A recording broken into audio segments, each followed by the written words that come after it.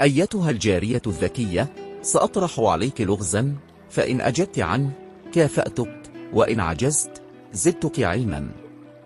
عدلك يا مولاي معروف، فاسأل ما بدا لك وسأجيب إن استطعت. ما هو الشيء الذي يكسر قبل أن يستخدم؟ إنه البيضة، فلا يستفاد منها إلا بعد كسرها. أحسنت، لكن هل ستجيدين حل هذا اللغز؟ ما هو الشيء الذي يمشي ويقف وليس له أقدام؟ إنه الساعة، فهي تمشي بالعقارب وتتوقف إن نفدت طاقتها. ذكاؤك مدهش. والآن أخبريني بلغز من عندك. حسنا يا مولاي، شيء له أسنان ولا يعض، فما هو؟ إنه المشط، فله أسنان لكنه لا يعض.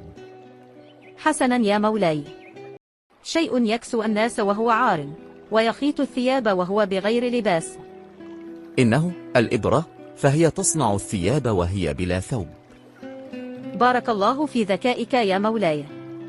والآن عدد إذا أضفت إليه عكسه كان الناتج 110، فما هو؟ إنه 55، لأن 55 زائد 55 يساوي 110. أحسنت يا مولاي. وإليك اللغز التالي: رقم إذا حذفت منه صفرا بقي نصفه. هذا سهل.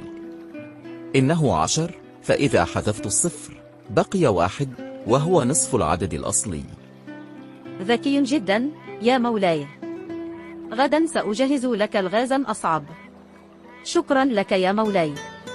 ولدي لك وللمتابعين لغز حسابي إلى الغد. لدي عدد مجموع أرقامه يساوي نصفه، فما هو؟